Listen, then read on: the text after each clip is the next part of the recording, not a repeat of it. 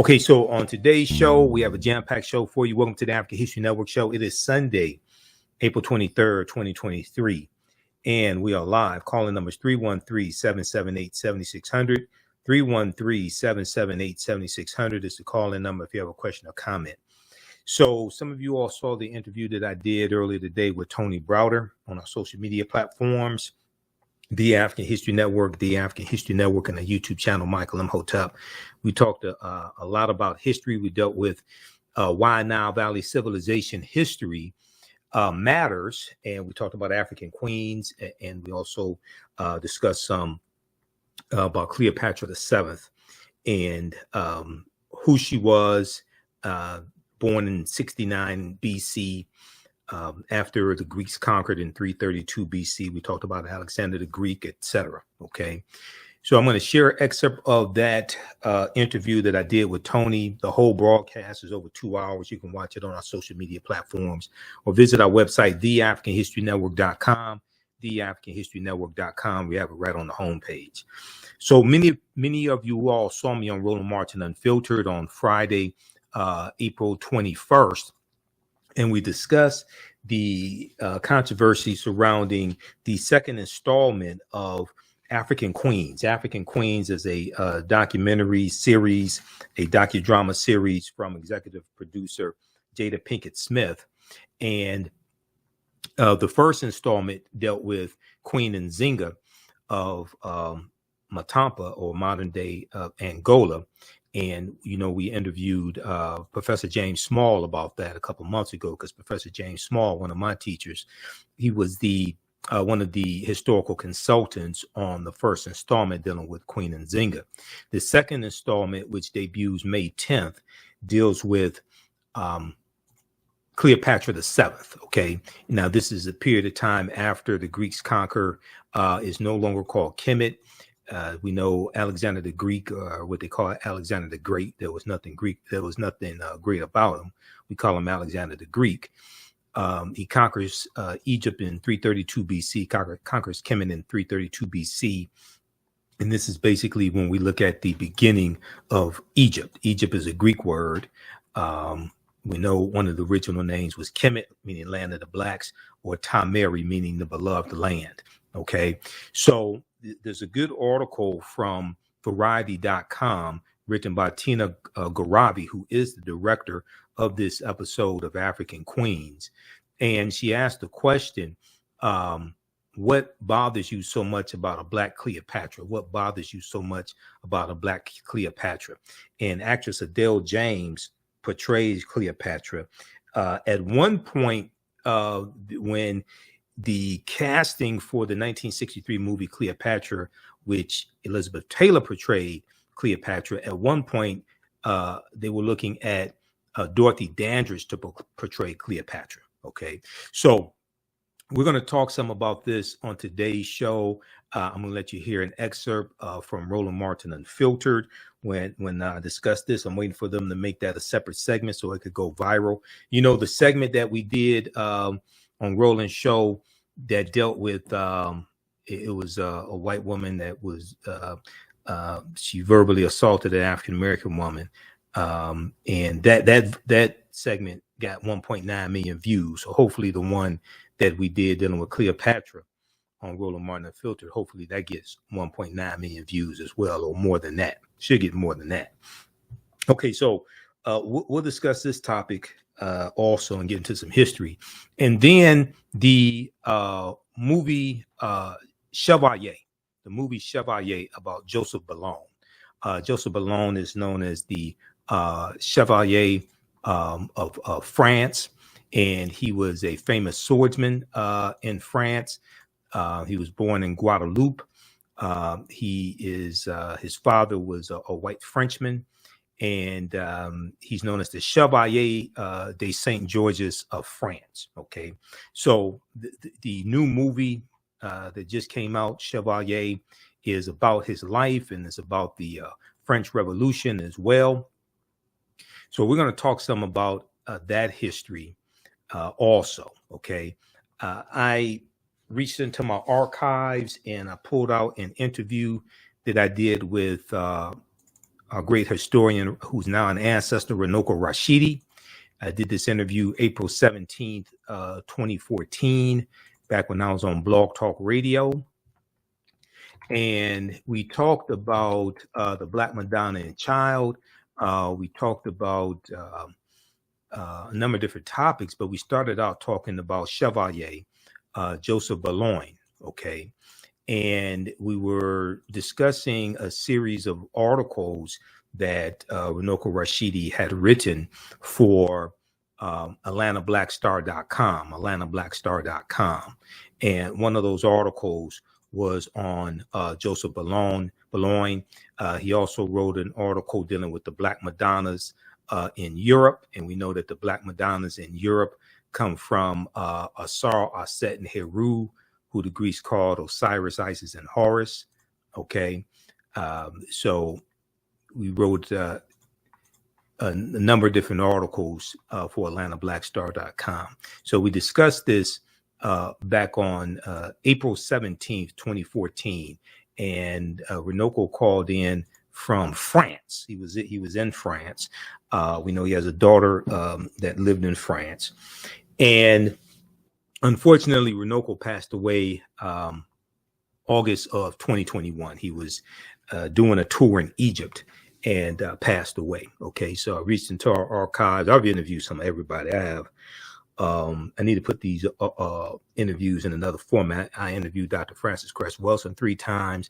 I have numerous interviews with Professor James Small, Professor Kabahaiwatha Kamene. I interviewed Dr. Richard King, the psychiatrist. I interviewed with Dr. Richard King, Dr. Wade Nobles. Who else? Some people passed away. Dr. Fukuyao.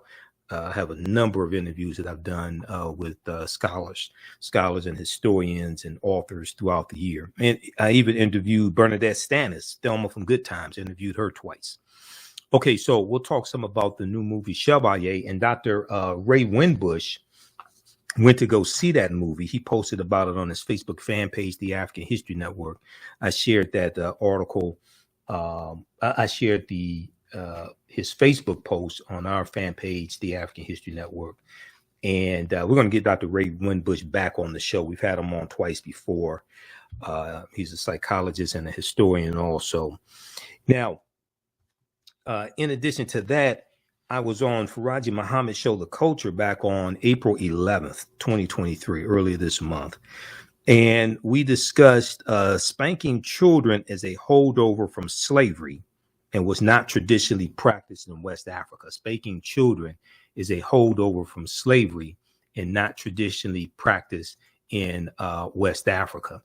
And there was a article from Teray, the culture critic Teray, for thegriot.com that dealt with this topic. And Teray cited Dr. Stacy Patton, and I'd seen some work from Dr. Stacy Patton throughout the years also. And I'm going to share that segment with you from The Culture with Faraji Muhammad, where we got into this discussion. Okay, now the call-in number is 313-778-7600 if you have a question or comment. And on the African History Network show, we focus on educating, empowering, and inspiring people of African descent throughout the diaspora and around the world, because right now it corrects your own behavior. What you do for yourself, what you do to yourself, and what you allow other people to do to you and get away with is based upon what you think about yourself. What you think about yourself is based upon what you have been taught about yourself. What you've been taught about yourself is based upon everything you've read, heard, and seen about yourself. So when you control the radius of a man or woman's thoughts, you can control the circumference of his or her actions, because the mind can't do or teach what it doesn't know. Now, we deal with a number of different topics here on the African History Network show. We deal with current events and history and politics, education, economic empowerment, entrepreneurship, relationships, love, sex, health issues, and much, much more. Sign up for our email newsletter. Text the word Kemet, K-E-M-E-T. Wait to sign up for our email newsletter. Text the word Kemet, K-E-M-E-T, to 22828. To sign up for our email newsletter. Also visit our website, TheAfricanHistoryNetwork.com, TheAfricanHistoryNetwork.com. And you can register for the online classes that I teach. We had some great classes today and yesterday as well. Earlier in the week, I spoke to a law school class. I did a virtual presentation for the Thurgood Marshall Law School. It's a law school in Houston, Texas. Professor Brother Kandaka Peters invited me to speak. Brother Obi Agbona, Brother Obi, who we've had on the show a number of times over the years. They wanted to discuss reparations, so they had me do a virtual presentation. That went really well. That was on Wednesday. And then Thursday, April 20th, I spoke for the Equal Justice Alliance of Michigan. Okay, Sister Lacey Dawson asked me to speak, and we did a virtual presentation. It's actually on our Facebook fan page because they broadcasted it on their fan page, Equal Justice Alliance of Michigan, EJAM. So you can check that out as well. All right, we're coming up on a break. When we come back, we're going to talk about Queen Cleopatra VII, deal with some of that history. I'm going to let you hear what happened on Roland Martin Unfiltered when we discuss this. And the director of the second installment of the African Queens series, her name is Tina Garavi. Tina has responded to the criticism surrounding a melanated Queen Cleopatra VII. And she asked the question, what bothers you so much about a Black Cleopatra? You listen to the African History Network show. I'm Michael Imhotep. We'll be back in a few minutes. The History Network show, we focus on educating, empowering, and inspiring people of African descent throughout the diaspora and around the world. A lot of people don't know what the hell they're talking about. They may have their areas of expertise, but some people need to learn how to stay in their own lane. If you don't know, just say you don't know. So we have a lot to talk about, so we're going to jump right into this. Catch it all right here on 910 AM Superstation.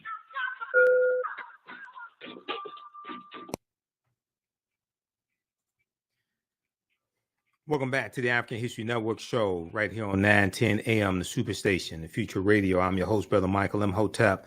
It is Sunday, April 23rd, 2023, and we are live. Calling numbers 313-778-7600, 313-778-7600 is the call-in number if you have a question or comment.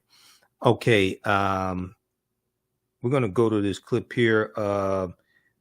Doug, I'm sending you this text. Start the clip at we need to start it at the 1 hour, 21 minute and 19, 1 hour and 19 second mark. So let me hit you with this, Doug, just a second.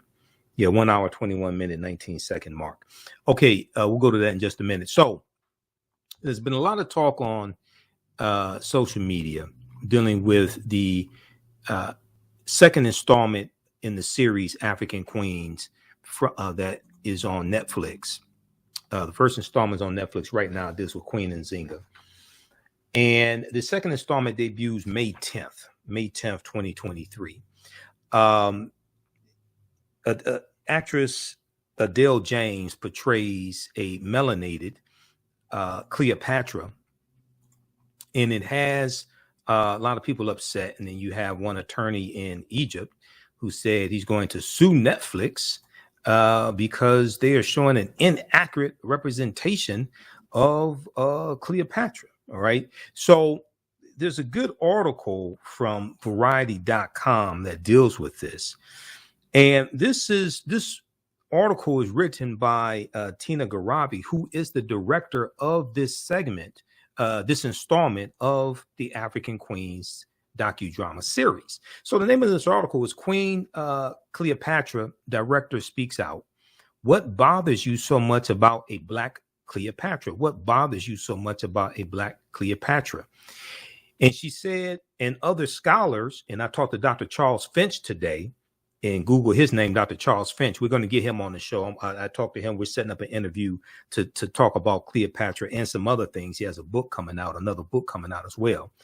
It is more likely that Cleopatra looked like our actor than Elizabeth Taylor ever did. Okay, so Tina Garavi says that last summer I was living in Venice Beach and had decided, due to a friend's persistence, to visit a fortune teller. Me, ever the skeptic, put game of me, ever the skeptic, but game for a laugh, agreed to go along. What the fortune teller said to me, made me roll my eyes.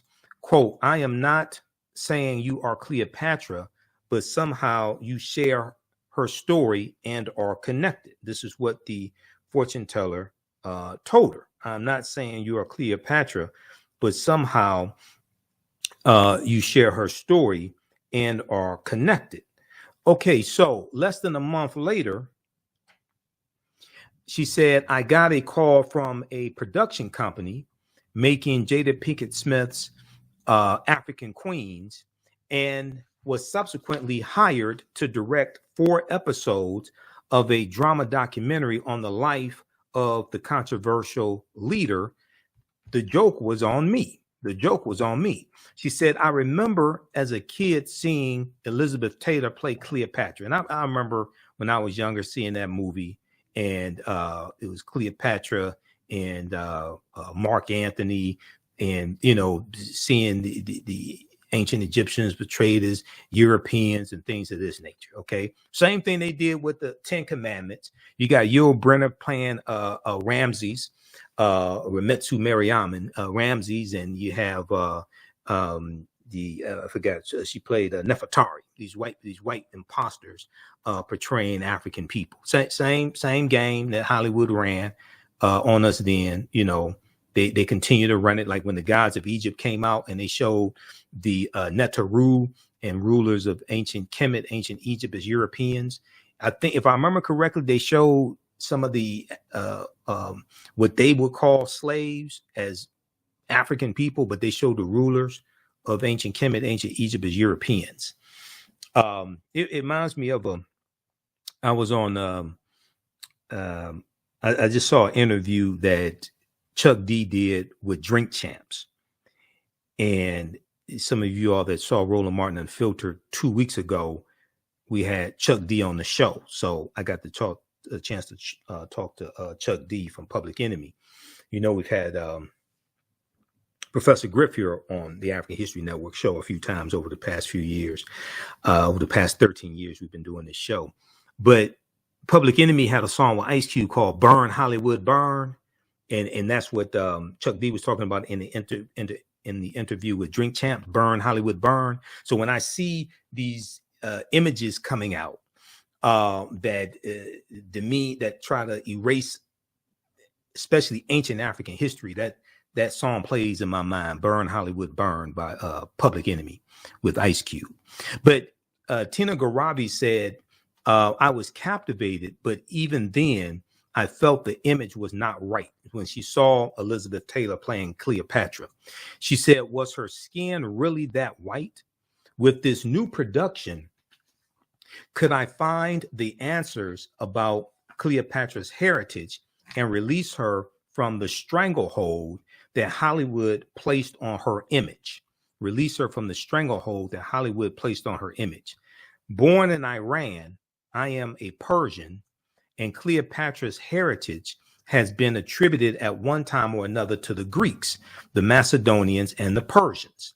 The known factors are that her Macedonian Greek family, the Ptolemaic lineage, Ptolemaic, Ptolemaic lineage, intermarried with West Asians' Seleucid dynasty, Selucid dynasty, and had been in Egypt for 300 years.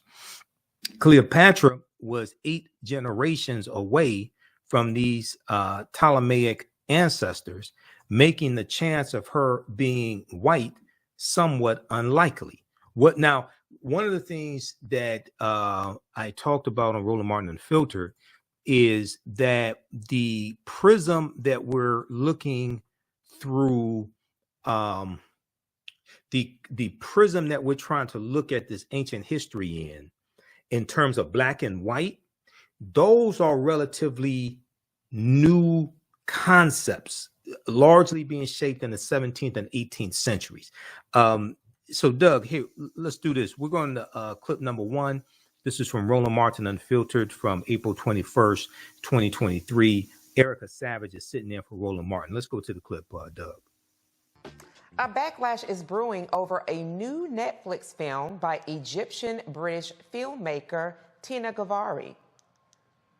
The TV drama documentary series about the life of Cleopatra, featuring Black actress Adele James in the leading role, has sparked outrage in Egypt with accusations of blackwashing and stealing their history. While it is unclear whether Cleopatra was Black, Gavari feels it is unlikely she was white.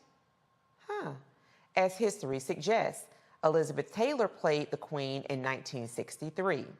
Gavari calls for a conversation about colorism and internalized white supremacy, and for imaginations to be liberated so historical figures can be explored without fear. Queen Cleopatra debuts on Netflix May 10th. So, Michael, with the social media controversy that has brewed, that was the first thing that I thought about. One of the early depictions that I saw of Queen Cleopatra was by Elizabeth Taylor, who is no doubt non-Black and very white. Talk to me a little bit about what lens you believe that this is really kind of gaining a lot of momentum from, and what this does with kind of like this racial reckoning that was supposed to happen after the lynching of George Floyd. What does it say about really where people hold their racial sentiments? Okay, well, thanks for asking that question, Erica. And I had been following this story for a number of reasons. And today I reached out to one of my teachers, Professor James Small, about this, who was a consultant on the first installment of the African Queens series, executive produced by Jada Pinkett Smith. The first installment was on Queen Nzinga of Matamba, which is in modern day Angola. He was a consultant on that first installment. And Professor Small put me in contact with one of my friends, Tony Browder, author of Nile Valley Contributions to Civilization. So this is a complicated issue. The reason why is in looking at different articles on this, the framework of Black and white are contemporary frameworks, 17th century, 18th century, coming from people like Carl von Linnaeus and Dr. Johann Friedrich Blumenbach, who are credited with really stratifying humanity into races. Okay, we're going to pick this up on the other side of the break. Hey, Doug, next week we got to get this Imhotep guy on the show, man. I like him, man. That guy's always sharp. He's a sharp dresser, too. All right, you listen to the African History Network show. I'm Michael Imhotep. We'll be back in a few minutes. 313-778-7600 is the call-in number if you have a question or comment. Listen to 910 a.m. Superstation WFDF. We'll be back in a few minutes. If great programming is what you want, 910 a.m. is what you need. I'm your host, Brother Michael Imhotep. On the African History Network show, we focus on educating, empowering, and inspiring people of African descent throughout the diaspora and around the world. A lot of people don't know what the hell they're talking about. They may have their areas of expertise, but some people need to learn how to stay in their own lane. If you don't know, just say you don't know. We have a lot to talk about, so we're going to jump right into this. Catch it all right here on 910 a.m. Superstation. Welcome back to the African History Network show. All right, they have some new imaging for my show. Okay, I didn't know they're going to pull that one. But anyway, all right, they have some new clips on my show. Okay, so right before the break, I was sharing a segment from Roland Martin Unfiltered from Friday, April 21st, when we were talking about the controversy dealing with Queen Cleopatra and her depiction, etc. We're going to go back to that clip here. Just a second. Let me go over to this. Okay, Doug, let's go back to the clip, please. So this is a complicated issue. The reason why is in looking at different articles on this, the framework of Black and white are contemporary frameworks, 17th century, 18th century, coming from people like Carl von Linnaeus and Dr. Johann Friedrich Blumenbach, who are credited with really stratifying humanity into races. Okay, in antiquity, we don't have that type of construct. So we're trying to look at something in ancient times. Cleopatra VII was born in 69 BC. In Alexandria, Egypt. We're trying to look at something in antiquity in BC times through through a contemporary lens. The question is when it comes to her mother and grandmother and their what we would call ethnicity. It's unclear on the father's side. So she's in the line of what are known as the Ptolemies. The Ptolemy line comes in after Alexander the Greek, because ain't nothing great about him. After Alexander the Greek invades Egypt in 332 BC, and then Ptolemy the First Soter-Lagi takes over in 323 BC, and these are Greeks. Okay, so.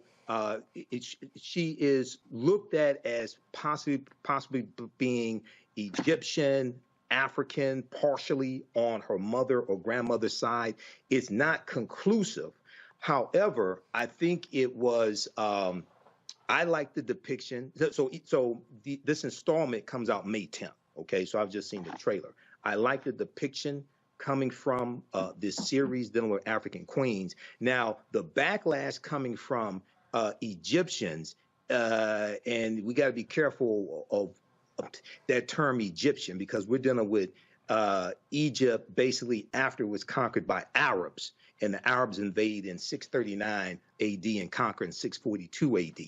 So we have to really be careful of what we're talking about. This is not what we call ancient Kemet, which was ruled by what we would term as Black Africans who are relatives of the Nubians. Okay, so you have a effort to whitewash, so to speak,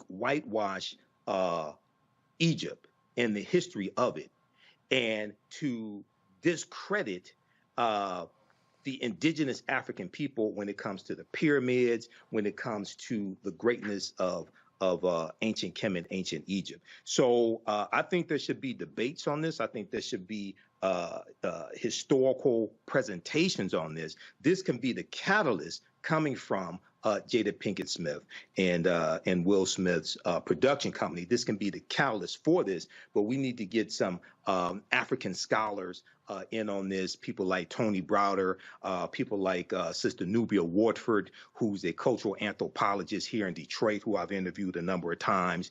And at the same time, we also have to refute the tour that Dr. Zahi Hawass is going on starting in May around the U.S. And that appears to be an attempt also to whitewash ancient Egypt as well. There's always an attempt to either separate Egypt from Africa or say that the Egyptians, the ancient Egyptians, were either brown-skinned Caucasians or anything but sub-Saharan Africans. So this is something that we really have to analyze and fight against.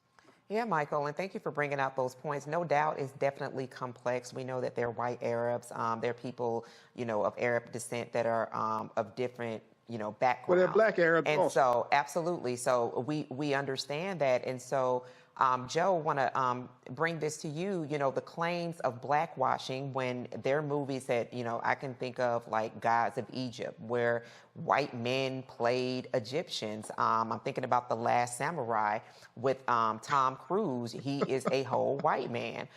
So talk to me a little bit about, to essentially make the claim of blackwashing, which I did not know was a whole word, but I guess it is a whole word.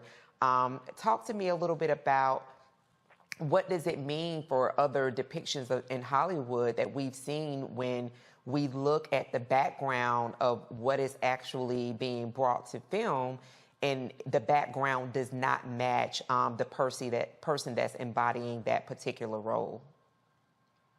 The shoe is on the other foot now, right?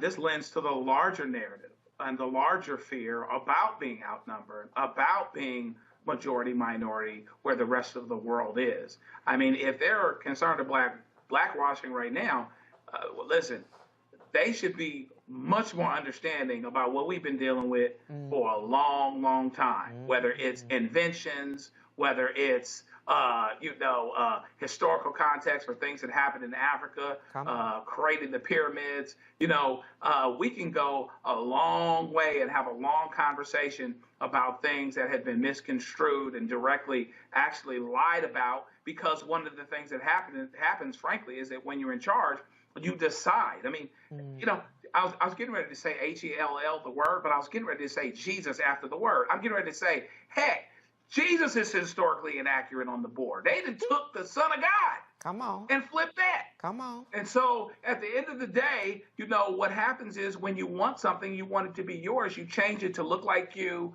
et cetera, et cetera, et cetera. But if we want to be truthful, then let's do, what we're talking about here in terms of let's get the information to be historically accurate to the extent that we can, and then embrace it. You don't have to feel any worse about anything just because we started civilization, but it is what it is, okay? So let's just go down the road, be truthful, and get rid of this notion about, being commercial, whitewashing things, making things feel better, making things look better and feel better, when you're really just turning it on its head and flipping what you've been doing the whole time. Absolutely, could not agree more. And Matt, to bring in the last point that Joe just made in terms of the truthfulness piece, when you think about the depictions of Jesus, he pretty much has a perm and is, white, essentially, when, it's described as something very, very different in the Holy Script. But we've been really dealing in a lot of elements of truth not being brought to certain communities, right? So when we're talking about, whether it's talking about Proposition A, remedies that will be made for Black and brown communities that will be of good effect for them, whether we're talking about, environmental impact for Black and brown communities, truths that really do matter in terms of ensuring that Black, brown, and indigenous communities are protected. Very quickly before we go to break, can you just share a little bit about what it would mean if this film is essentially not allowed to move forward on May 10th with the depiction of Queen Cleopatra as a brown woman? I think that's another brilliant, insightful question. And to answer it very succinctly, I think it's just kind of part and parcel with the reality that we're seeing, that the truth does not matter. It's the feelings that matter. So people are taking umbrage to the idea that the depiction that they have been, sold for all these years about Cleopatra is being attacked, not the actual, reality of who she may have been, to Michael's point about not knowing the heritage of her mother. And what we're seeing particularly as it relates to the fights in the state houses and as it relates to education and all of the things in the national zeitgeist right now is that the truth doesn't matter. What matters is how you feel about what's being discussed. Case in point, critical race theory.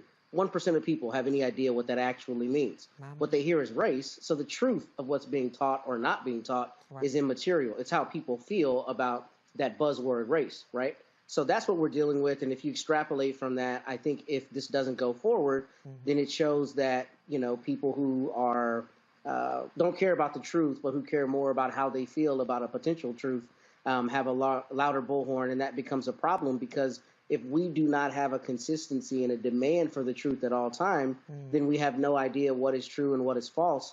And when you wade into those waters, it's easy to control the people, which is what we're seeing happening in our country. My, a word was preached by Michael, Matt, and Joe. Okay. So you can check out that show in its entirety. That was from April 21st, 2023 on Roland Martin Unfiltered. Follow Roland on YouTube. Download the Black Star Media app. Follow me on YouTube. I have 64,000 followers on YouTube. It should be at least 100,000. Because I have 1 million followers on Facebook, so it should be at least 100,000 on our YouTube channel, Michael Imhotep, Imhotep. All right, now, calling number is 313-778-7600. 313-778-7600 is the call-in number. if you have a question or comment. I want to go back to this article. This is an important article from Variety.com. Then we're going to look at some more historical information. And I also want you to hear the conversation I had with Tony Browder today. And we dealt with a number of different topics. Most of the conversation was not about Cleopatra. It was about putting all this history into context, dealing with the Nile Valley region of Africa and Nile Valley history. But if we go back to this article from Variety.com, written by Tina Garavi, who is the director of this installment of African Queens series dealing with Cleopatra. So she said Cleopatra was 8 generations away from these Ptolemaic ancestors, making the chance of her being white somewhat unlikely. After 300 years, surely we can safely say Cleopatra was Egyptian. Now, she was no more Greek or Macedonian than Rita Wilson or Jennifer Aniston. Both are 1 generation from Greece. Now, in talking to Dr. Charles Finch today, he said that she would probably more like the complexion of a Dorothy Dandridge. Okay, which now that could be why they wanted Dorothy Dandridge at one point to play Cleopatra instead of Elizabeth Taylor when they were looking at casting for that 1963 movie. Now, director Tina Garavi goes on to say, doing the research, I realized what a political act it would be to see Cleopatra portrayed by a Black actress. For me, the idea that people had gotten it so incredibly wrong historically, from Theda Bara to Monica Bellucci, and recently with Angelina Jolie and Gal Gadot in the running to play Queen Cleopatra, meant we had to get it even more right. The hunt was on to find the right performer to bring Cleopatra into the 21st century. Now, here's a picture of director Tina Garavi. And she went on to say, why shouldn't Cleopatra be a melanated sister? And why do some people need Cleopatra to be white? Her proximity to whiteness seems to give her value. And for some Egyptians, it seems to really matter. Her proximity to whiteness seems to give her value. And for some Egyptians, not all of them, but for some Egyptians, and it may be just a small minority of Egyptians, it seems to really matter. After much hand-wringing and countless auditions, we found Adele James, an actress who could convey not only Cleopatra's beauty, but also her strength. Not only her beauty, but also her strength. And the trailer for this is fantastic so far. It's a 2-minute trailer, and it looks really, really good. What the historians can confirm is that it is more likely that Cleopatra looked like Adele James, than Elizabeth Taylor ever did. Okay, so, and this is, I talked to Tony today about, we had a telephone conversation before we did the interview, and I was explaining to him, I said, I see the same thing with these Disney movies that have the Black princess, but she ain't married to a Black man or an African man. So let me we're coming up on a break. Let me just go and dissect The Princess and the Frog. Okay. Whatever you do, don't ever let your Black children, don't ever let your African-American children see this movie from Disney called The Princess and the Frog. Now, when I first heard that they were coming out with a movie about a Black princess from Walt Disney, and Walt Disney does have a history of racism. Okay. And I was like, what is this about? Okay. Now, if you have the Princess Tiana dial, okay, that's fine. You let your children play with the Princess Tiana dial, that's fine. Don't get Prince Naveen. Okay, just let her play with the uh, uh, uh, uh, Princess Tiana dial and have Princess Tiana marry T'Challa from Black Panther. Okay, when they play with the dolls. We're going to continue this on the other side of the break. It's important that we go through and dissect this, especially with somebody like me who's a historian, but also has a background in marketing and the foundation of marketing and psychology, because movies like this, cartoons like this targeting our children, a lot of it is propaganda. And if we don't understand how they are attacking our children, attacking our psyche, we won't be able to fight back. Listen to the African History Network show. I'm Michael Imhotep. We'll be back in a few minutes. Welcome back to the African History Network show right here on 910 AM, the Superstation. Calling numbers 313-778-7600. 313-778-7600 is the call-in number if you have a question or comment. All right, and Doug, I'm going to send you this clip here. It's just queued up. It's for clip number 2. I just have it queued up at the right point. All right, so I'm going to send this to you here. Okay, so let's continue. I just sent that to you. All right, so the Princess and the Frog. I want to talk about this for a quick minute, and then we'll get back to Cleopatra. But this is all connected. This deals with the power of imagery, right? And in my lecture series dealing with the deliberate destruction of the African-American family, I talk about the Princess and the Frog. So, and I'm going to pull up a picture here as well as of this, because I can't remember which where the presentation is on PowerPoint. I have so many presentations that I've done, and I don't even remember which laptop I had back at that time when I did this.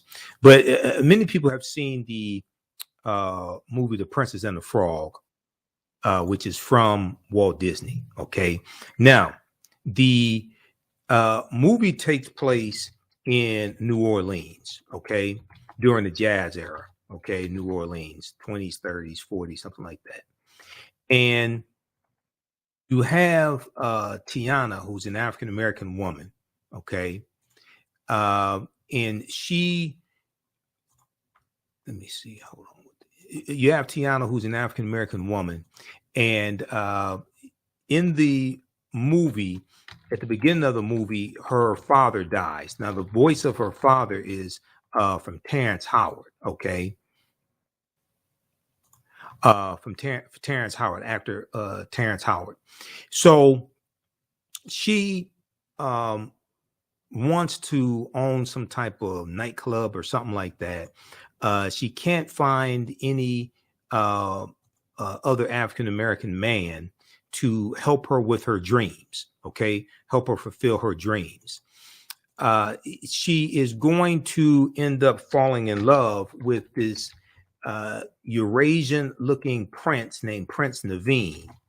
Okay, and the only other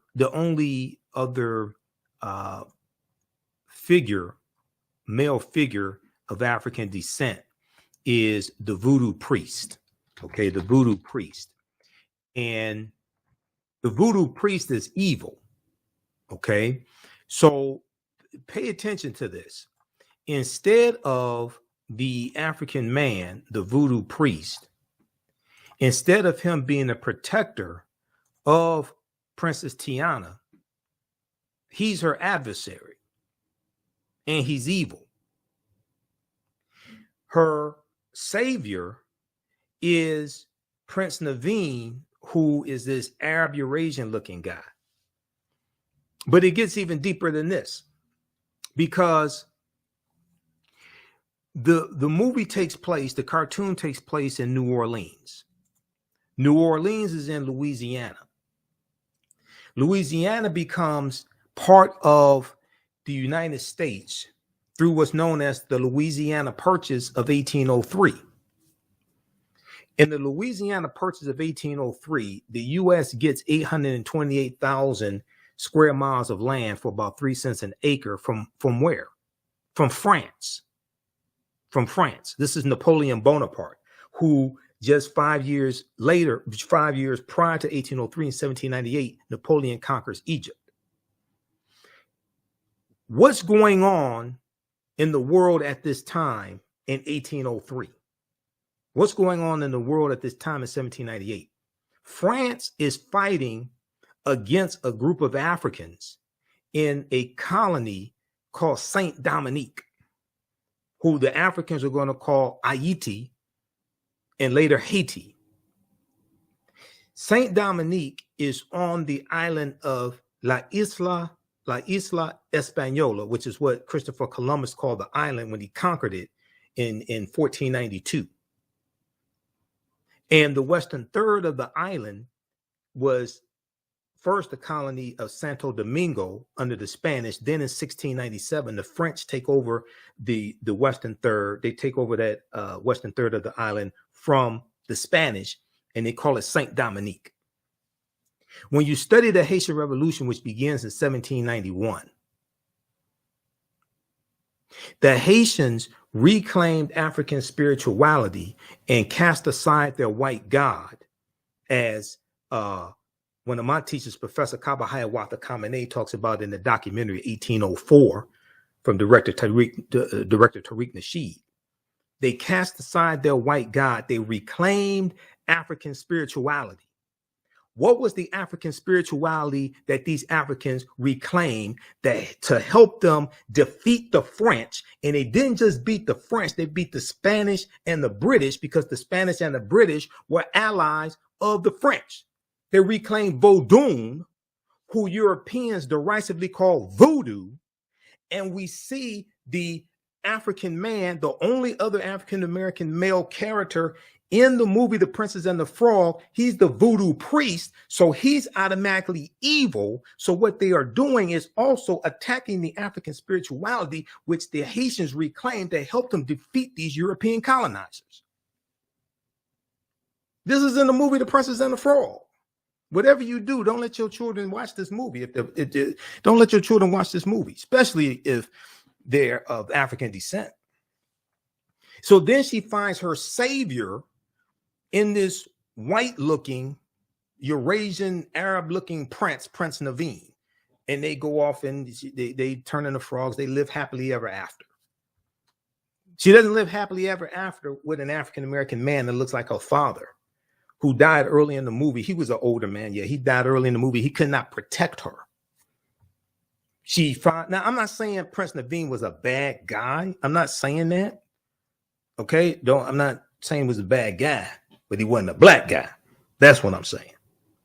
So we have to understand the programming behind a lot of these movies. And when we look at Brandy playing Cinderella, and she ends up with a non-African prince or non-African king, not an attack on Brandy, but it's like you have to go through and say, well, wait a second. You keep having these African princesses and black princesses, Walt Disney, but you don't have a black prince. You don't have a black king. Is Disney afraid of showing African men in positions of power, ruling over nations, controlling natural resources, having wealth? You listen to the African History Network show. When we come back, we're going to go back to Queen Cleopatra VII, talk some more about the series from Jada Pinkett Smith. And then I'm going to let you hear my discussion with Tony Browder on the subject today as well. He's the author of Nile Valley Contributions to Civilization. Listen to the African History Network show. I'm Michael Imhotep. We'll be back in a few minutes. Welcome back to the African History Network show right here on 910 AM, the Superstation. All right, the calling number is 313-778-7600, 313-778-7600 is the calling number if you have a question or comment. All right, I want to go back to this article here. This is from Variety.com, and this deals with the Queen Cleopatra documentary from Jada Pinkett Smith in the African Queens series. So this is a good article from Variety.com, written by Tina Garavi, who is the director of this installment of the documentary series. And this is on Netflix. Okay, so the first installment dealt with Queen Nzinga, and the second installment deals with Queen Cleopatra VII. So if we go back to this article here, it says what historians can confirm is that it is more likely that Cleopatra looked like Adele James, the actress who portrays Queen Cleopatra. From what I see so far, she's done a good job. I've only seen a 2-minute trailer, but it looks really, really interesting. She looks more like Adele James than Elizabeth Taylor. Okay, now, as production got nearer, I realized the magnitude and political nature of this job. It was important to get things right, but also to find a way of telling the story with humanism and nuance, The last thing we needed was another Cleopatra divorced from her womanhood and her power only sexualized.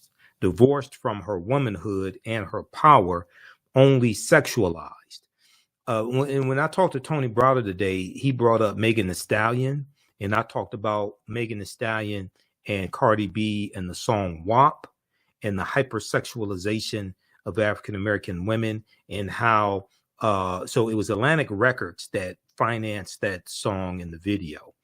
And you're not going to have a record company have a top white female artist put out such hypersexualized lyrics.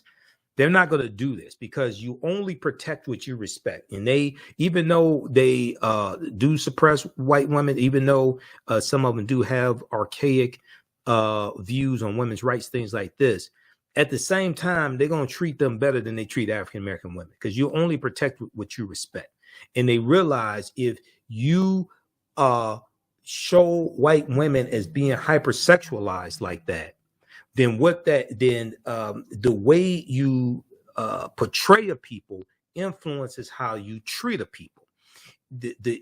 Your thoughts create feelings, your feelings create actions and behaviors, your actions and behaviors create results. What you know about a people influences how you see a people, influences how you treat a people.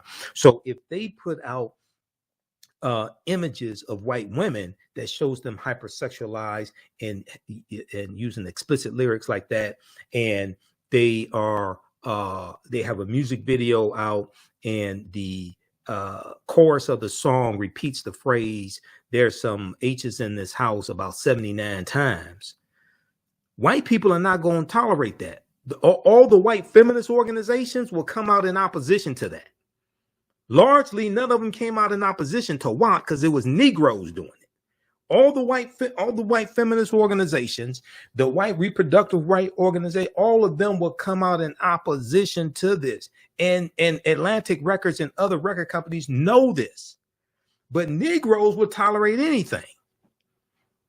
See, Negroes will tolerate anything, so they know they can do it and get away with it. And then it wins Song of the Year at the American Music Award, and I think it won like Grammy, Song of the Year for the Grammys or something like that. If your Song of the Year is WAP, you are having a terrible year. I'm trying to tell you right now, if your Song of the Year is what, go look at it, go look at the explicit, go read the uncensored lyrics. If your Song of the Year is WAP, you are having a horrible year. Now, the majority of my criticism, and many of you all have seen the interviews that the panel discussion I did with African-American women on this. We had Herb Alchemist on, we had Jade Arendelle, we had hip hop artist Heck of a Mecca, so I had 3 women on. Yeah. majority of my criticism is not against Megan Thee Stallion and Cardi B. They're being used. It's against white corporations like Atlantic Records because they know better. And the reason why they know better is because they're not going to do that with a white female artist. And then when you look at the video, all the women in the video are of African descent, except for Kylie Jenner. Now, Kylie Jenner is a white billionaire. She's part of the Kardashian family. She's from the Bruce Jenner side. Now, Caitlyn, we ain't going to go into that conversation. But she's part of that side of the family, okay? Jenner. Nothing against her. You had some white people who did an online petition because they wanted her digitally removed from the video because she's a white female billionaire. And they didn't feel she belonged in the video. Basically, now, see, once again, you only protect what you respect. They were basically saying, look, you're too good to be with these Negroes. Let those Negroes do that. We don't have a problem if they do that. That's what we expect of them. That's what history tells us about them. That's what the media tells us about them. They're hypersexualized. They have to be over-policed. They're criminals. We expect that from them. The chorus of the song repeats the phrase, there's some H's in this house, about 79 times. Those Negroes can do that. That's fine. White woman, you have no business being with them. We're going to rescue you because you only protect what you respect. And then many of us just sit up there so brain damaged that we tolerate nonsense like this. And at some point, we have to come to the conclusion that the best way for us to get people to stop treating us like N-words is stop acting like it. What happens when you have real life caricatures, real life examples of the various of the same stereotypes that you protesting against? At some point, we got to decide. Well, hold on, wait a second. Now, look, we're gonna have to figure this out now. We can't have real life examples of the same stereotypes that we are trying to hold them accountable for portraying us as. We're gonna have to make up our minds on this. Because people who understand their history are much more guarded about the images they allow other people to project of them. They don't tolerate stuff like that. Okay. Let me go back to this article here because we only have 2 hours on this show. This ain't on my regular platform. I can do whatever I want to do. We only have 2 hours here and we have commercial breaks every 15 minutes. Okay, so the HBO series Rome, R-O-M-E, portrayed one of the most intelligent, sophisticated, and powerful women in the world as a sleazy, dissipated drug addict, yet Egypt did not seem to mind. Where was the outrage then? But portraying her as Black, well, this is what Tina Garabi asked. Now, perhaps it's not just that I've directed a series that portrays Cleopatra as Black, but I have asked Egyptians to see themselves as Africans.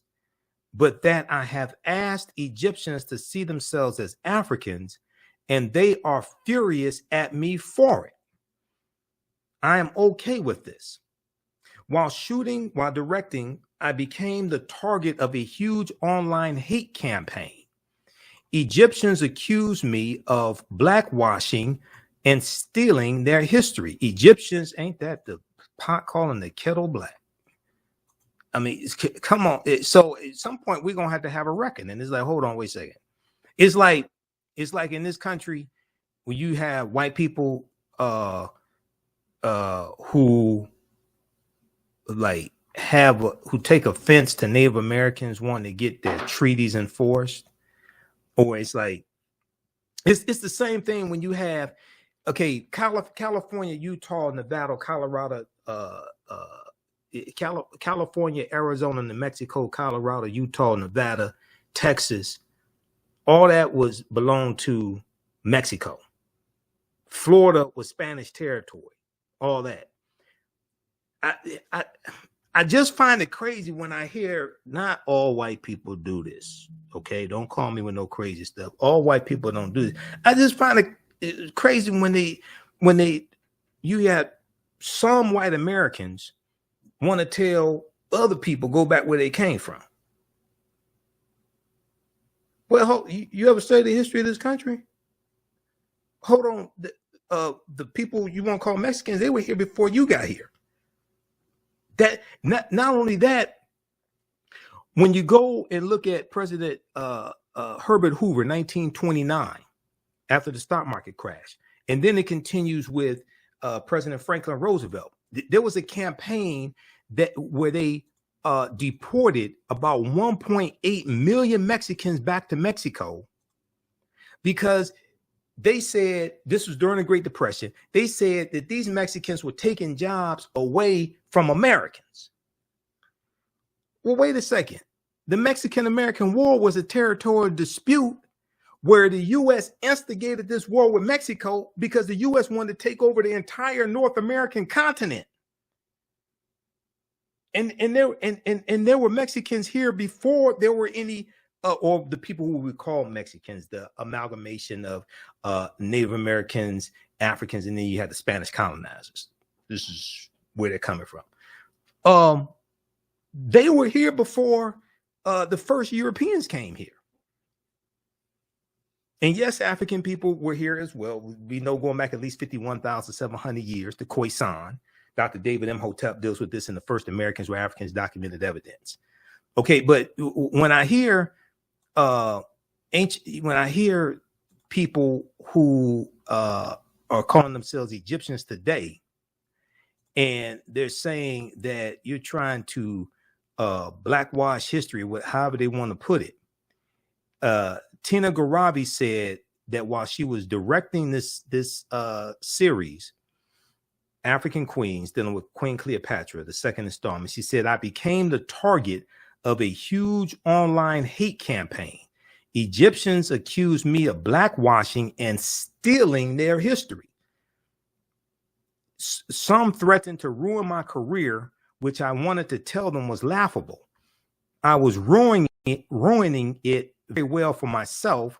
Thank you very much. No amount of reasoning or reminders that Arab invasions had not yet happened in Cleopatra's age seemed to stem the tide of ridiculous comments. So the Arabs invaded in 639 AD and conquered 642. Cleopatra was born in 69 BC. Okay, she was born over approximately 700 years before the Arab invaders. Now, this is after the Assyrians invade in like 6th century BC. We'll continue this other side of the break. I want you to hear part of the conversation I had with Tony Browder today. Listen to the African History Network show. I'm Michael Imhotep. We'll be back in a few minutes. All right, how's everybody doing? So we have Keisha, we have Sharon, Door of L, just a few of the people watching. Sunflower, Fly Girl. Fly Girl said, yes, they are, Michael. They are afraid of all things black. Sharon said, of course, they are afraid of showing powerful African black men. This was when we were talking about The Princess and the Frog and Walt Disney. Sharon said, teach, brother. We've got Fly Girl said, there's no way that Cleopatra could have been anything but a black woman. Well, she would have. It's highly possible she was what we would call biracial today. Her father's side of the family was Greek, or we would say white. Okay. What's unclear is her mother's side of the family and her grandmother. So there's probably some type of African ancestry there on her mother's side of the family. She would probably be what would be considered biracial. She could look like Dorothy Dandridge. Dorothy Dandridge be of that complexion. She may be of the complexion maybe of a Halle Berry. Halle Berry is biracial. Halle Berry's mother is white. She may be of the complexion of possibly say an Alicia Keys. Alicia Keys' mother's white. Okay. Alicia Keys is biracial. Okay, so something of that nature.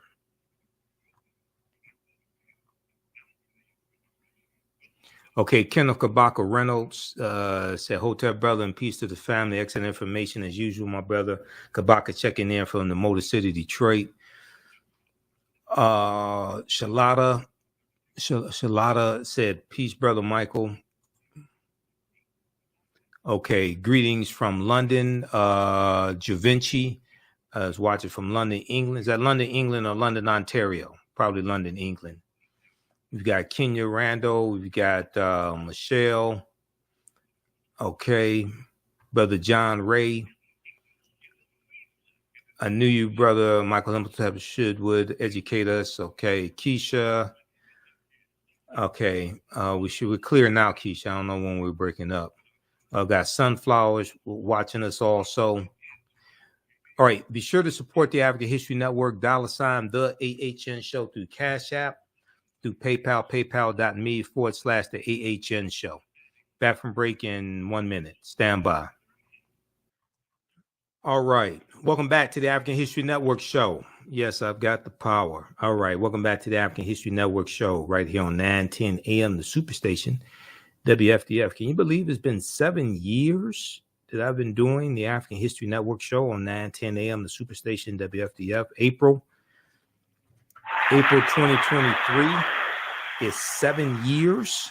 And I've been broadcasting in all 13 years, starting March 10th, 2010 on the Harambe Radio Network. You can support the African History Network, $ the AHN show through Cash App, $ the AHN show through Cash App. Also through PayPal, paypal.me/the AHN show, paypal.me/the AHN show. And also visit our website, theafricanhistorynetwork.com, theafricanhistorynetwork.com. You can register for the online history classes that I teach on Saturdays and Sundays. Ancient Kemet, one of the original names for Egypt. Ancient Kemet, the Moors, and the Ma'afa, understanding the transatlantic slave trade. We had a great class Saturday, April 22nd. Next class, Saturday, April 29th. 2 p.m. to 4 p.m. Eastern Standard Time. Classes on sale, $60, regularly $130. We do the sessions live. All the sessions are archived and recorded. You can go back and watch them anytime. So a year from now, 2 years from now, you can watch the entire class. On Sundays, I teach Black resistance movements from the Haitian Revolution, the U.S. Civil War, Civil Rights Movement, the Black Power Movement, 1800 to 1968. We had a great class today. We actually started at 4 o'clock because we did 2 hours. The broadcast I did with Tony, we did about an hour, and I continued for another hour. So this class looks at history chronologically from 1800 through 1968. We look at what leads up to the Civil War taking place. We look at the Reconstruction era, Jim Crow era, World War I, World War II, Civil Rights Movement, the Black Power Movement. This information is PG-13. You can use it with your children. We have a bundle pack. You can register for both classes for only $100. Okay, it's a $300 value. All right. I want to go to this clip here when we spoke with Tony Browder today. All right, we dealt with why Nile Valley. Hold on, let me cue this up. We dealt with why Nile Valley history is so important. Okay, just a second, Doug. And Tony Browder is the author of Nile Valley Contributions to Civilization, Nile Valley Contributions to Civilization, and also Egypt on the Potomac. He's the author of that as well, Egypt on the Potomac, and from the Browder Files. Okay, and Tony's a friend of mine. We've interviewed him here on the African History Network show a number of times. We're also in the documentary series, the Black Friday series together from director Rick Mathis. Okay, Black Friday. And hold on, where is that clip? Okay, right here. Let's see, just a second here. So we talked about a number of different topics in today's interview. You can watch this in its entirety on our Facebook fan page, The African History Network, and on our YouTube channel, Michael Imhotep, IMHOTEP. So the name of this is why Nile Valley civilization history matters. While Nile Valley civilization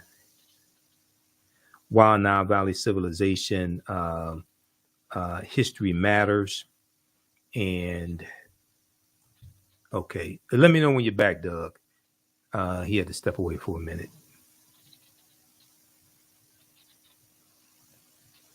Why Nile Valley civilization history matters. African queens. And at the end of the conversation, we talked about Queen Cleopatra, also Cleopatra the Seventh. I'm going to go back to this article here from Variety.com. In the meantime,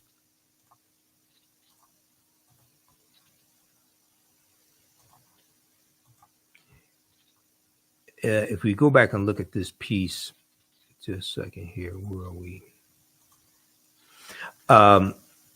So Tina Gavari says no amount of reasoning or reminders that Arab invasions had not yet happened in Cleopatra's age seemed to stem the tide of ridiculous comments. Let's see. Amir in his bedroom in Cairo wrote to me to earnestly appeal that Cleopatra was Greek.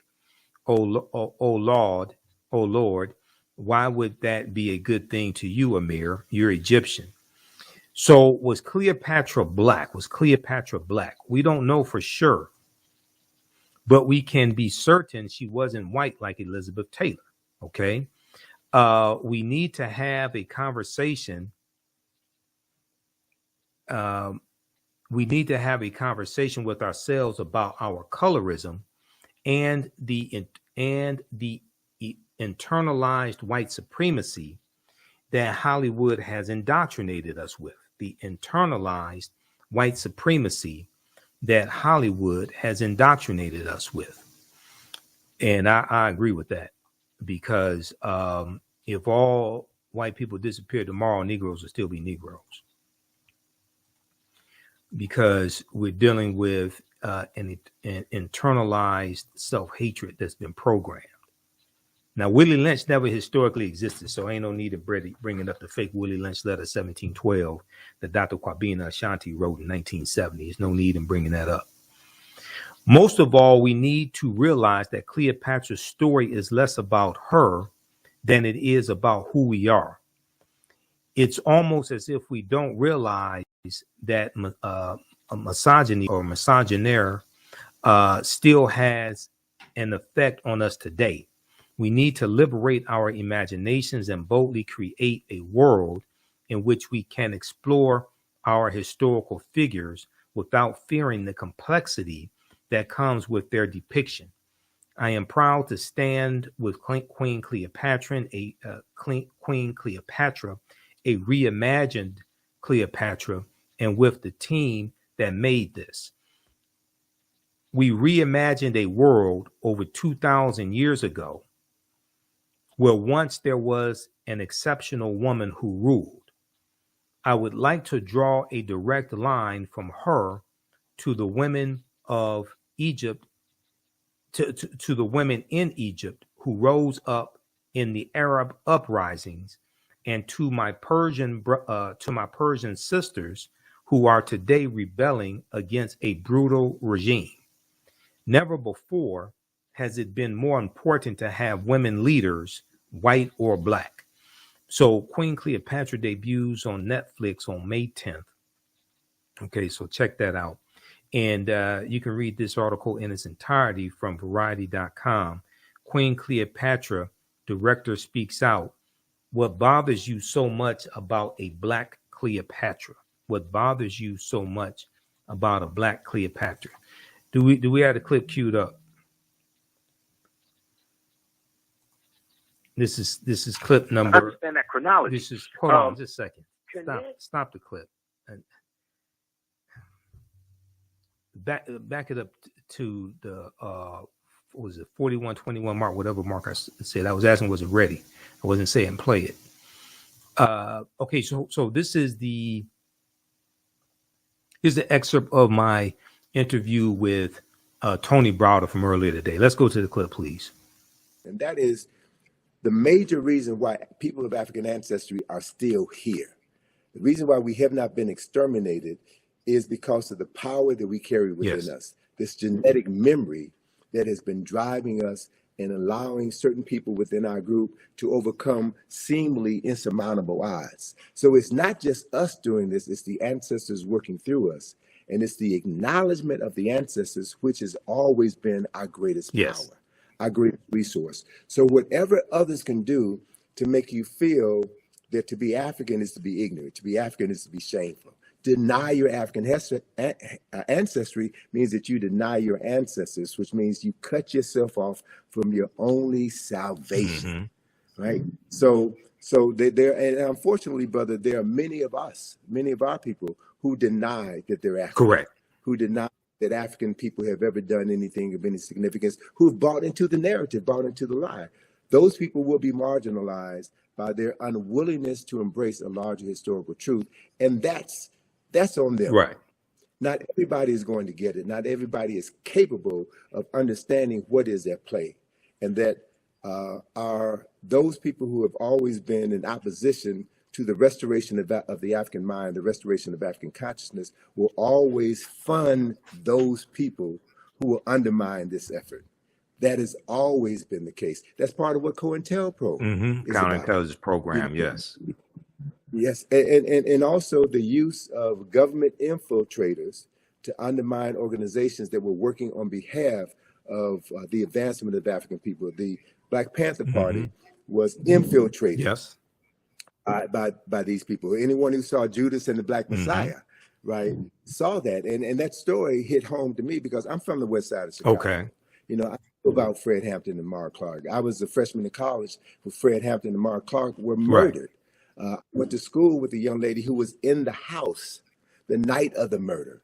So to have her give her description of what happened, and then to read in the newspaper, the Chicago Sun-Times, or to watch on the news, Mayor Daley, Edward Hammerhand, and other government officials give their version of the story, that's when the covers came off for me. That's when I began to realize that the media lies, the politician lies, that people have a vested interest in perpetuating a false narrative in order to maintain their power and suppress any effort on the part of African people to free their minds. So these issues are critical, man, and we cannot, we cannot have a short-term memory when we're dealing with long-term issues.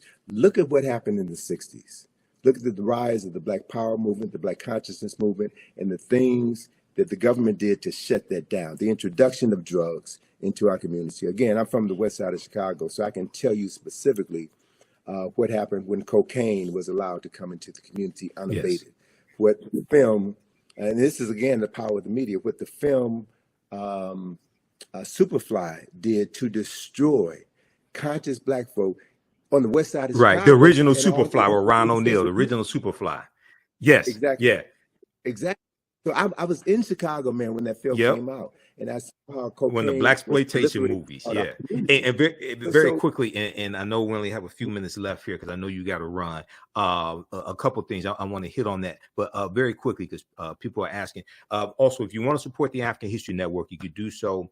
Cash App, $ TheAHNShow through Cash App or through PayPal, paypal.me/TheAHNShow. We have the links on our website, TheAfricanHistoryNetwork.com, TheAfricanHistoryNetwork.com. I put the links there because some people have set up fake African History Network Cash App accounts and they've been stealing money from us. Okay. So we have the actual links there. You can click on it. To support Tony Browder and the work that he and his daughter, Atlantis Browder, do. Okay. Go to IKG-info.com,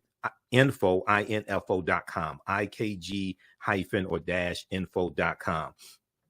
You mentioned Superfly, and I want to talk about that for just a quick minute, and then have you connect Nile Valley civilization and history to Queen Cleopatra, put it in a historical correct context. Okay, we're not going to let that dominate the conversation.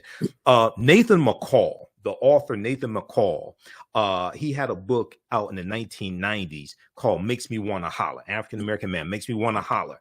And I read his book, and he talked about how in the 70s the movie Superfly made he and his friends want to sell drugs, to live that type of lifestyle. Okay. And he ended up going to prison. He became a journalist. I think it was either the Washington Post he ended up writing for. Washington Post. Yeah, I read his book, and his book was fantastic. And I had the book on tape, but that deals with the power of the media. Okay. And Dr. Leonard Jeffries has talked about previously how those blaxploitation movies, not all of them, there were some good movies, but how some of those movies showed us in the worst light and promoted drug usage, pimping, selling drugs, things of this nature. And white people profited off of these degrading images of African Americans. Right after Dr. King's assassinated in 1968, Malcolm X assassinated in 65, the Black Panther Party for Self-Defense is infiltrated and largely derailed, okay? And then you have these movies. So we got to understand that chronology. Connect the Nile Valley civilization history to putting Queen Cleopatra VII in the correct historical context, please. Great. So the perfect example I can give you is the work of Dr. Asa G. Hilliard III, who established a framework for understanding Nile Valley civilization. And he divided Nile Valley civilization into 4 golden ages. The first golden age was dynasties 3 through 6, when all of the Mir or pyramids were constructed. The second golden age was dynasties 11 and 12. 11 and 12, when all of the great literature, the philosophical literature, the scientific literature, the moral literature for the nation was established during that period of time. The third golden age and the longest golden age is dynasties 18 and 19, when Kemet was forced to become an imperialistic nation because of continued intrusions from the north. And then you have the last golden age, the fourth and final golden age, which is the 25th dynasty, which is what Dr. John Henry Clark referred to as Africa's last great walk in the sun. It was the last time in history that Africans were the wealthiest and most powerful people on the planet. So if you understand that framework, then after the 25th dynasty, and there were 30 dynasties in the history of dynastic Egypt, Kemet civilization fell in 332 BC with the advent of Alexander of Macedonia conquering Kemet and turning Kemet into Egypt. Egypt is a Greek word. Pyramid is Egypt is a Greek word. So most of the names of African places and things and people have been changed by non-African people. So if you don't know the original names, you'll never be able to understand the history, the culture, the science, the philosophy, and the concepts as they were originally created. Let me give you one example of that. Pyramid is a Greek word which means little flat cake, like a pancake. The original word for that structure is mir, M-I-R. And the word mir means the place of ascension. So mir, there are no bodies buried in any pyramids of mir in the entire Nile Valley. None, zero. So anytime anybody tells you that the pyramids were tombs, that is a lie. All right. Pause it right there. We're going to pick this up on the other side of the break. That was part of my interview that I did earlier today with Tony Browder. It's been a busy, busy weekend. You listen to the African History Network show. I'm Michael Imhotep. We'll be back in a few minutes. Welcome back to the African History Network show right here on 910 AM, the Superstation. Okay. Let's do this. I want to go back to the clip here from the interview that I did with Tony Browder today. We're going to pick this up at the 42-minute mark. Doug, let's go back to this clip, please. Be able to understand the history, the culture, the science, the philosophy, and the concepts as they were originally created. Let me give you one example of that. Pyramid is a Greek word which means little flat cake, like a pancake. The original word for that structure is mir, M-I-R. And the word mir means the place of ascension. So mir, there are no bodies buried in any pyramids of mir in the entire Nile Valley. None, zero. So anytime anybody tells you that the pyramids were tombs, that is a lie. It's an intentional lie or unintentional lie based on ignorance. Mir were always built over tombs. The tombs were underground. So the word mir means the place of ascension. the place of ascension. And the purpose of a mirror was to facilitate the ascension of the soul buried underneath it into heaven, where that soul would be reborn. And they were very specific about where in heaven a soul would go to be reborn. So the first text which documented this journey of the soul into the afterlife was carved in the burial chamber of a tomb known as the Pyramid of Unas, right? So it's in his burial chamber where you find the oldest written religious documents in the world were inscribed on the walls of this particular tomb that talks about the soul, that talks about the process for the salvation of the soul, that talks about the judgment of the soul, and the place where souls go to be reborn. So the framework for Western religions can be found in the Nile Valley. So it's important to reclaim the names. It's important to understand chronology and history. So in that context, Alexander of Macedonia conquered Kemet in 332 BC, and the word Egypt derived from the name Ha-Ka-Ptah, which is the temple of the spirit of Ptah in the city of Mennefer, which was later renamed Memphis by the Greeks. And so that word Ha-Ka-Ptah became Aegyptus, which was Latinized and became Egypt. That's how that word devolved. Not evolved, it devolved because it lost its essence through the evolution of the word. And so once Alexander conquered Kemet, then he became so enamored by the 3,000 years of historical knowledge that he had inherited by virtue of conquest. And so he no longer referred to himself as Alexander, son of Philip of Macedonia. He called himself Alexander, son of Ammon, son of Amen, the unseen presence of God Almighty, which is a upper Nile Valley concept, right? And so the Greek rulers then descended from Alexander's line. And Cleopatra is the last of these Greek rulers. So Cleopatra, for all intents and purposes, Cleopatra was not African. She was not Kemetic in the literal sense of the word. And so my thing is, don't get caught up in Cleopatra. There are other personalities of more historical and cultural significance who we should be focusing our attention on. So I would bypass Cleopatra discussion and focus on Queen T, who was one of the baddest queens in human history. She was one of the most powerful rulers on earth. She was the wife of Amenhotep III, and their statue in the Egyptian Museum in Cairo is the largest statue in that building. And anyone who looks upon that statue could see the nationality or the race, if you will, of who these two African people were. And it's very clear that we understand the chronology. Queen T was the wife of Amenhotep III. The son was Amenhotep IV, who changed his name to Akhenaten. And Akhenaten's son was the person that we call King Tut. So if you understand the history, understand the chronology, you can focus your attention on subject matters that are more worthy of discussion than Cleopatra. Not to dismiss her summarily, but Cleopatra is about as significant as Meghan Markle. I'm just saying. Right.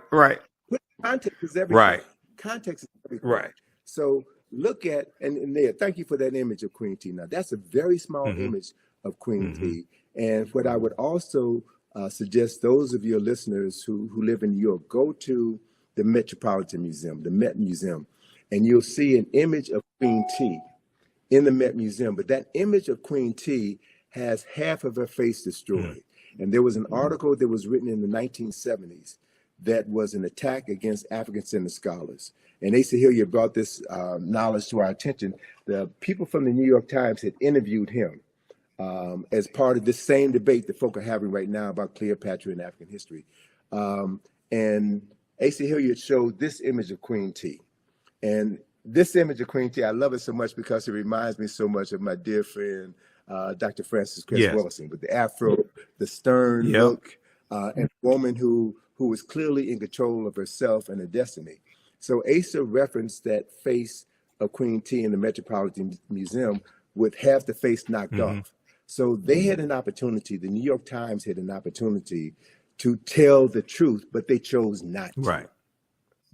And so these are the games that we're playing with, and we have to be very careful about who we get our information from. We should read everything, but read everything with a critical eye so that you can discern when someone is being deceptive. You can discern when you're being immersed into aspects of the truth so that you can ground yourself on the truth and not be led astray by arguments or false narratives that are designed to neutralize your strength, your power, and to waste time. Yes. We really don't have any time to waste. Yeah, absolutely. Okay, pause it right there. All right. When we come back, I'm going to let you hear, we'll switch gears and I'll let you hear an excerpt of a classic interview I did with Runoko Rashidi. And we talked about Joseph Bologne, the Chevalier of France, the Chevalier de St. George's of France. And the new movie Chevalier is about him and the French Revolution. You listen to the African History Network show. I'm Michael Imhotep. We'll be back in a few minutes.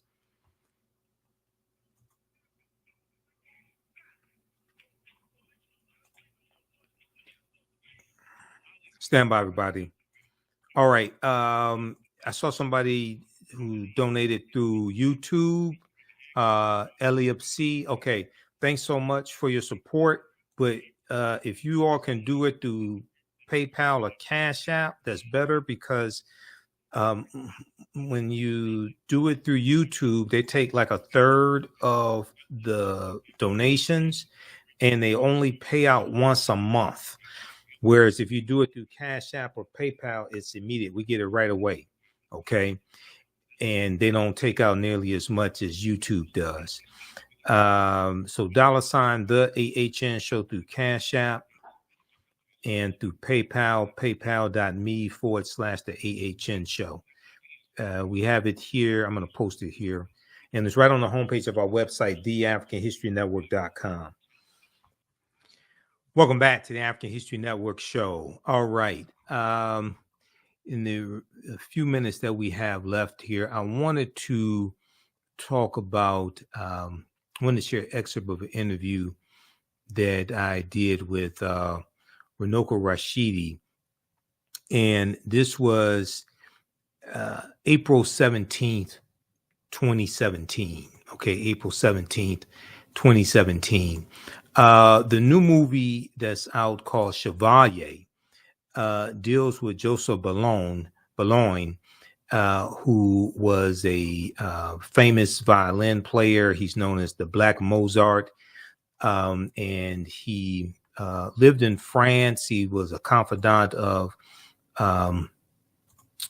Marie Antoinette.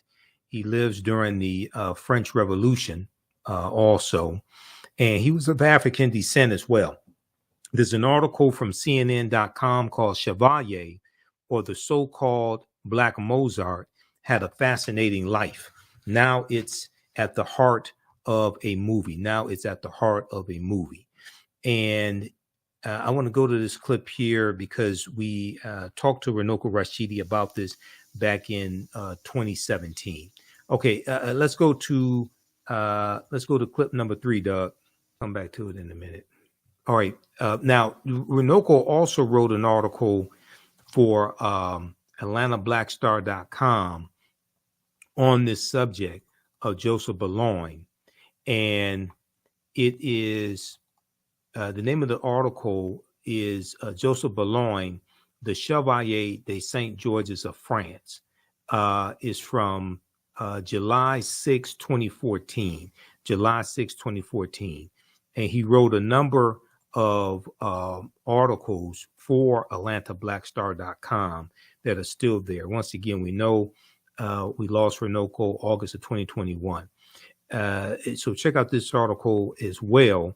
And this is what this new movie is about, Chevalier. The history of, let me see. Okay, his name is Joseph Bologne, known to history as the Chevalier de St. George's. The history of African people is so vast yet so spectacular that one hardly knows where to begin. And this is not just the history of nations and kingdoms and communities, but of outstanding individuals, of great men and women.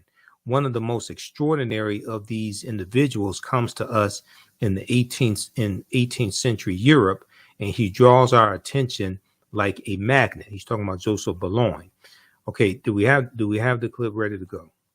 Well, the greatest of the French philosophers during that period of time is, and remember, this is all new to me too.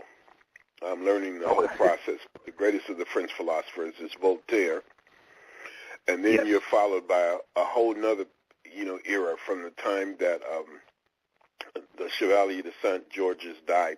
And by the way, the word Chevalier means knight in French, so he became a knight. His father was a French nobleman, and his mother apparently was the most beautiful woman, the most beautiful African woman in the island of Guadeloupe. And so at a young age, Joseph Bologne goes to France, and because of his father's status, he receives a superior education. He was able to excel in many, many things. So on the one hand, his race is not a complete impediment, but he was only able to rise so far. Just to get to your question, but add a bit more information, he's also known as the Black Mozart. And Mozart actually had to come to him and ask him for a job. Joseph Bologne was the head of the French opera. And Mozart actually came and asked him for a job. Joseph Bologne was an associate of Marie Antoinette. He set the trends for fashion. And he's just a really remarkable person.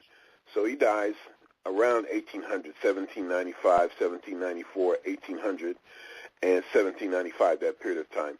And right after that, you have the Dumas family. You have this family of African descendant people from Haiti. And, of course, Alexander Dumas is the person who wrote The Three Musketeers and The Count of Monte Cristo and The Man in the Iron Mask. And he is a contemporary of people like Victor Hugo. Victor Hugo is the Charles Dickens of France. Victor Hugo wrote the book which was called Notre Dame, which came to be known to history as The Hunchback of Notre Dame. And he also wrote the book Les Miserables, where he talks about Jean Valjean, the man who was arrested as a young person for stealing a loaf of bread to feed his family and was given like a 20-year prison sentence, something like that, and who eventually got out of prison and who spent most of the rest of his life trying to duck and dodge from his criminal past. And so there's a discussion about class differences as well between the haves and the have-nots. And he's a contemporary of Emile Zola. And Emile Zola was the person who wrote about a famous trial called the Dreyfus Trial. And so all of these, people were talking about the status, not necessarily of black people per se, but the status of class and the haves and the have-nots. So all of this is a part of this period that Joseph Bologne is said to have lived. And the lesson, I suppose, that comes out of this for me is that all history is interconnected. Just to make a fantastic leap, for example, and something that I'm learning right now and trying to incorporate in my work is the fact that the civil rights movement in the United States, what we call the U.S. Civil Rights Movement beginning in the mid-1950s, and that led to the Black Power movement in the 1960s, cannot be separated from the African liberation movement in Africa. That Martin Luther King was a keen observer of the African liberation struggle. That Dr. King went to Africa several times, and so did Coretta Scott King, for that matter. Correct. Dr. King was in Africa at the time of the independence of Ghana. Martin Luther King went to Jamaica and spoke glowingly at the shrine of Marcus Garvey. And so there was a Black Power movement in Australia. There was a Garvey movement in Australia. And so I guess what I'm trying to do is, in a sense, with all of this, is connect the dots and to show that black history is everybody's history, that you can't separate one from the other, and that all of these phenomena are interconnected. Absolutely, absolutely. And I don't know if you know Professor Manu and Pim out of California, man, but because he has I've done some interviews with him dealing with the distortion of the legacy of Dr. Martin Luther King Jr., man. Dr. King's one of the most misunderstood people in history. His legacy has just been totally distorted. And a lot of people don't know about him studying African history, him being a keen observer of of Africa's liberation movements, things like this. That's, you know, totally not talked about when we talk about Dr. King. Also, very quickly here, in this article, you also talk about Code Noir, Law of Blacks. Talk about that a little bit, because when we hear about the French, we hear about Paris, France, and things like this, but we don't hear about them oppressing African people that much. I guess those who really study African history, we know about the French and the colonies, things like this, but in general, you really don't hear about this, about the French. Well, no, I suppose not. You hear stories about people like Josephine Baker or people like Richard Wright and Langston Hughes. All of them came to France and lived in France, one of Richard Wright's daughters. And, of course, for those who don't know Richard Wright, we're talking about the author of books like Black Boy, Native Son, classical African-American literature, you might say. So in many ways, I think a lot of African-Americans, at least, have viewed France, and Paris in particular, as a haven against white supremacy. And I suppose for African-Americans, that may be true to some extent. You know, I've rarely encountered, overt racism in France. I've been coming here for over 10 years now, and I like it here. It's a good experience. Lots of Africans here, lots of museums, great public transportation, expensive, but beyond that, it's not a bad place. But for Africans from the continent of Africa itself, or Africans who don't have money, Africans who don't have what are generally known as papers, you know, it's a hell on earth. And let me add, too, that each colonial power employed different techniques for dealing with their colonial subjects. And one of the things that the French did was to incorporate a sense of French identity, however false and frivolous that might be. You know, I meet people even now from countries like not Democratic Republic of Congo, but Congo-Brazzaville or French Congo, you know, or Gabon or Central African Republic, countries that have been, at least on paper, independent for 50 years or more, who go around saying, I'm French. You don't encounter sisters and brothers from Jamaica or Nigeria or Ghana, you know, as poor as some of these countries are, although the material wealth is, you know, should make them very wealthy. You don't hear these sisters and brothers going around saying, I'm English. But the French did a marvelous job.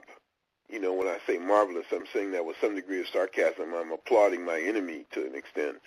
They did a wonderful job in incorporating a sense of French identity. And so people, in many cases, feel like their loyalty is to France. And then the Dutch did their own particular job, and the Germans, and the Belgians, and the Portuguese, and the Spanish. For example, the Portuguese developed a group of people called the Assimilados, you know, who were largely the offspring of the Portuguese and Africans, and put them in charge. And so the French are very similar to that. The French were some of the most effective colonizers, very, very racist, and a lot of us just don't know about that.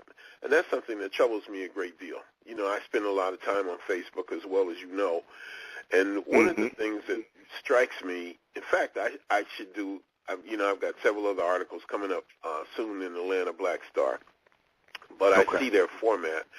And one of the things that they do is they might say 10, you know, great Africans who they need to make a movie about, or the 5 Africans who we need to emulate, or 5 classical civilizations that weren't in Africa but were black, things like that.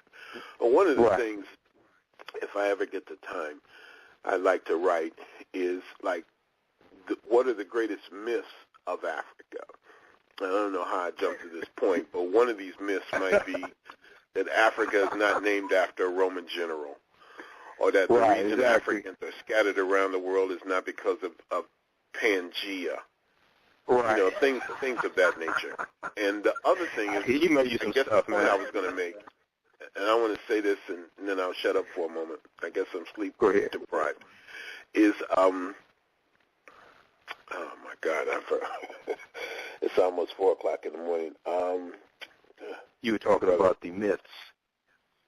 Yeah, I was talking about the myths, but there's one myth in particular that I wanted to introduce. I guess it'll come back to me, brother. Sorry about that. Okay, yeah, but Pangea is a good one. I can email you some things, man. Yeah, Africa was named after Here we go. I got it. Maybe the thing that frustrates me on Facebook the most is when I make a post and people say, I didn't know that. No, they don't say I didn't know that. They typically say, they didn't tell me that. We didn't learn this in school, as if it's the responsibility of other people to teach us our history, that we have become so intellectually lazy, let's be real, and so psychologically dependent that even though many of us say that the European is the enemy of Africa or Africans, that we still expect that enemy to teach us our history. And when you look at that, you realize how slavery, and colonialism has reduced us psychologically as a group of people. So, anyway, I could ramble on and on, about that, but those are some points I wanted to make in attempting to address your question in some way, form, or fashion.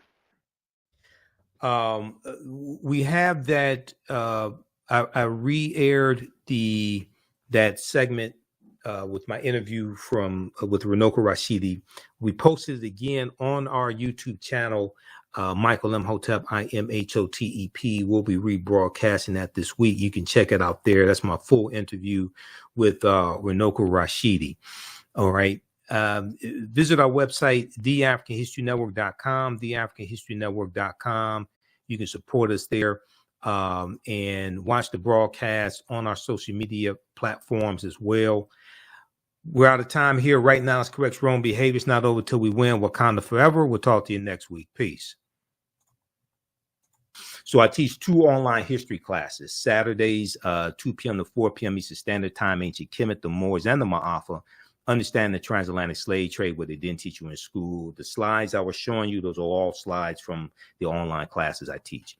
We do the sessions live. All the sessions are archived and recorded. You can go back and watch them anytime. A year from now, 2 years from now, you can go back and watch the entire course. We deal with thousands of years of history and what leads up to the transatlantic slave trade taking place. When we deal with the transatlantic slave trade, we can't start our history in slavery. We have to deal with thousands of years of history that leads up to it taking place. So if you missed our class Saturday, April 22nd, as soon as you register, you can go back and watch it. Class is on sale $60, regularly $130. This helps support the research, helps support the African History Network, helps us broadcast the show. You can click right here. We have a video that gives an overview of the classes. We have a bundle pack. You can register for both classes that I teach right now. Limited time only, $100. It's a $300 value. You'll get 5 of my lectures in digital format free. Also, they'll be in the video library. The second class I teach on Sundays, and we're teaching the class today, is going to be 3 p.m. Eastern Standard Time. Black resistance movements from the Haitian Revolution, U.S. Civil War, Civil Rights Movement, and Black Power Movement, 1800 to 1968. And we go through a look at history chronologically from 1800 to 1968, what leads up to the Civil War taking place. We look at the Reconstruction era, 1865, 1877, Jim Crow era, Great Migration, World War I, World War II, Civil Rights Movement, Black Power Movement. To understand what happened to us after slavery ended, what were the laws and policies put in place to put us in the predicament we're in today, to understand where we need to go from here. Okay, so this class picks up basically where the first one leaves off. Okay, it's a crucial class. I put together the curriculum for both of these courses. Been studying history 31 years. We deal with this about in both of these classes. There's about 80 or so articles that we reference, books that we reference. There's a ton of information. Okay, so we're teaching the class today, 3 p.m. Eastern Standard Time. Black resistance movements from the Haitian Revolution, U.S. Civil War, Civil Rights Movement, and Black Power Movement. Okay, so you can register for those classes. And very quickly here, I'll show you just a brief introduction to understand the transatlantic slave trade, what they didn't teach you in school. And that I've been teaching this class on and off since 2017. Okay. We use 2 of Tony's books in the class. We use 2 books from Runoko Rashidi as well. And there's in yesterday's class, there was a interview that I did with Runoko back in 2014. And we talked about Chevalier, Joseph Bologne, who the movie Chevalier is about. All right. So I'm about to re-release that interview to let people hear that information also. Okay, let me show you this here quickly. And we dealt with this. We just had our class on Saturday, fantastic class, Ancient Kemet, the Moors, and the Ma'afa, Understanding the Transatlantic Slave Trade. I'll post the link here. Mississippi River. Now, you know, somebody asked about the Mississippi River. You know, Memphis, Tennessee is named after Memphis in Egypt. Okay, we talk about this in the class. Memphis, Tennessee is named after Memphis in Egypt, and one of the founders of Memphis, Tennessee was General Andrew Jackson, who then became President Andrew Jackson. And Memphis, Tennessee sits at the mouth of the Delta, the Mississippi River, and the Mississippi River was looked at to be the Nile River of America. The Mississippi River is looked at as the American Nile. Civilizations are built along long rivers. Civilizations were built upon along the Nile River. This is something that Dr. John Henry Clark talked about as well. Okay, now, so there's a relationship between Memphis, Tennessee, and Memphis in Egypt. Now, we can't start studying our history in slavery, even when we deal with the transatlantic slave trade. We can't start in 1619. I know the 1619 project is out. There's some good information in there. There's some problems with the 1619 project as well. I wouldn't say ban it or anything like that. But African people been in the land we call the United States of America going back at least 51,700 years ago. So we can't start in 1619 or the 1440s when the Portuguese get involved, 1441 with Anton Gonzalez going into Mauritania, taking out about 12 Africans, taking them back to Portugal. We have to understand the history chronologically and deal with the 800-year occupation of Europe by the Africans known as the Moors, who entered the Iberian Peninsula, today known as Spain and Portugal, from North Africa in 711 AD, led by Tariq ibn Ziyad. So in yesterday's class, we talked about the Moors going in, fighting against the Vandals and the Visigoths, and some of the things that the Moors introduced into Europe. And it's going to be the teachings that the Moors take into Europe that bring Europe out of the Dark Ages. So when you register for Ancient Kemet, the Moors, and the Ma'afa, Understanding the Transatlantic Slave Trade, what they didn't teach you in school, you can watch yesterday's class. So this course not only deals with the transatlantic slave trade, but thousands of years of history that leads up to the transatlantic slave trade taking place. August 20, 1619 marked the 400th year anniversary of those 20 and odd Africans or 20 and odd Negroes coming into Point Comfort on the White Lion pirate ship. It was a pirate ship. It was an English pirate ship on August 20, 1619, in what would later be called the colony of Virginia. This year was known as the Year of Return, as many African Americans were and continue to reconnect to Africa and are traveling to Ghana and other West African countries. When we discuss the transatlantic slave trade, we have to first understand that African people are the original people of North, Central, and South America and have been in the land we call the United States of America at least 51,700 years. So as we talked about with Tony, Dr. David Imhotep, the first Americans were Africans, documented evidence. His second book came out in October of 2021. The first Americans were Africans, revised and expanded. On page 14 of his book, he deals with evidence found in Allendale County in South Carolina by Dr. Albert Goodyear, who's an archaeologist at the University of South Carolina. This was a discovery made in 2004, and they found 13 different types of evidence to thoroughly document an African presence in the land we call the United States of America, going back at least 51,700 years ago. They found artifacts, architecture, campsites, carvings, Egyptian writings, footprints in lava, genetic M174D haploid groups dealing with DNA and genetics, linguistics, paintings, skulls, skeletons, structures, and tools. They found 13 different types of evidence. This is why we can't start our history in slavery. The original people of the land that we call the United States of America were African people. Okay, these were the Khoisan. The Khoisan have the oldest DNA on the planet. They come from southern Africa. They're the ancestors to the Ainu and the Twa, the short-statured Africans. All right.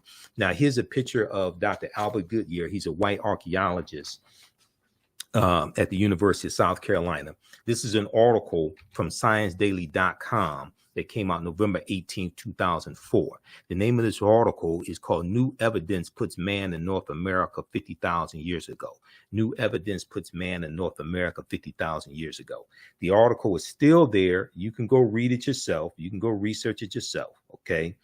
Radiocarbon tests of carbonized plant remains were where artifacts were unearthed last May along the Savannah River in Allendale County by University of South Carolina archaeologist Dr. Albert Goodyear indicate that the sediments containing these artifacts are at least 50,000 years old, meaning that humans inhabited North America long before the last ice age.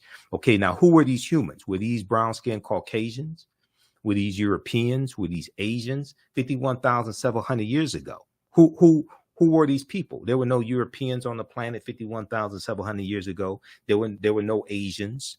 Okay, who were these people? The people who we call Native Americans, they didn't exist 51,700 years ago. These were the Khoisan.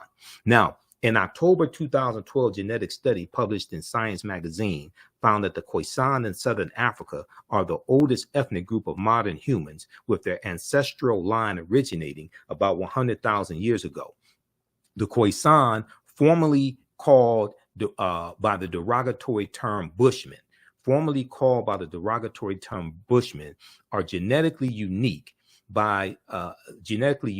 and no other currently known population had separated so early from our common modern human ancestor, according to the report. Okay, now here are two Khoisan women. These are the short-statured Africans.